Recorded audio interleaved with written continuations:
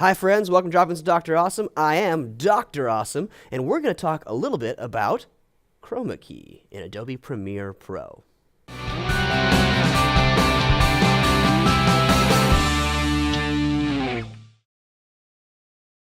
Alright, so before we get started here, just a couple of housekeeping things. I am working in the editing view. That's just kind of the easiest way to lay stuff out for things like this. I also already have everything already imported that I'm going to use as part of this. If you need a little help figuring out how to import stuff, I will go ahead and add links in the description below to our videos on basic Premiere usage as well as file organization. That being said, let's go ahead and do this real quick. First thing you want to do, like with anything else, is just get your footage on the timeline. So I'm going to go ahead and take my green screen footage here, and I'm going to click it and drag it over into the timeline area. Because of what we're doing here, there's no audio associated with this footage. I'm going to go ahead and unlink my video and audio here, and I'm just going to delete the audio because we don't need it. The next thing I'm going to do is I'm going to go ahead and move my footage up to this V2 layer. And the reason we want to do that is because, remember, Premiere is layered, and everything has to be in a certain place for things to work the way they're supposed to. And when we're talking about chroma keying, what's actually happening is this green, or blue if you're using a blue screen, is being replaced by something either behind or underneath of it. And since we're working in Premiere, we need to make sure it's underneath. So we need to make sure that V1 layer is free for whatever we're going to replace that green with. In this case, we're going to use this blue background right here. And so then I'm going to click it and drag it over just like any other media. And I'm going to go ahead and select it and drag it out so that it's the same length as our video clip here.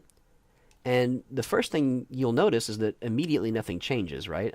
You still see green. This is just hidden underneath our video. And that's okay. That's what's supposed to happen. So what we're going to do is we're going to come over here to Effects. And then we're going to come down to Video Effects, Keying. And we're going to use the Ultra key. Just click that, drag it over onto your top layer, the green layer, right?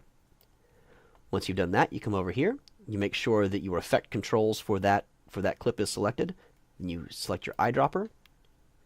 And then I like to select up here in the top of our green screen just because that's where the most light is at. And you can see that once you do that, the green disappears and is replaced by a version of that blue background.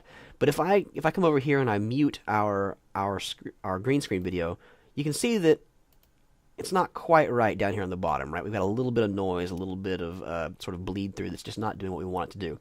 So what I'm going to do to fix that is I'm going to come over here to Matte Generation. I'm going to click on that, and I'm going to up my pedestal just a little bit. And you can see as I do that, it really clears that up very, very nicely.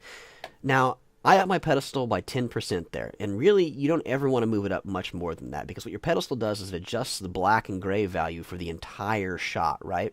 And so what that does is it messes with your edge pixels. So it's a really easy way to clean stuff up, but you want to use it judiciously. That being said, there's a lot of other tools you can kind of look at here to clean stuff up. I'm not going to go over all of them right now.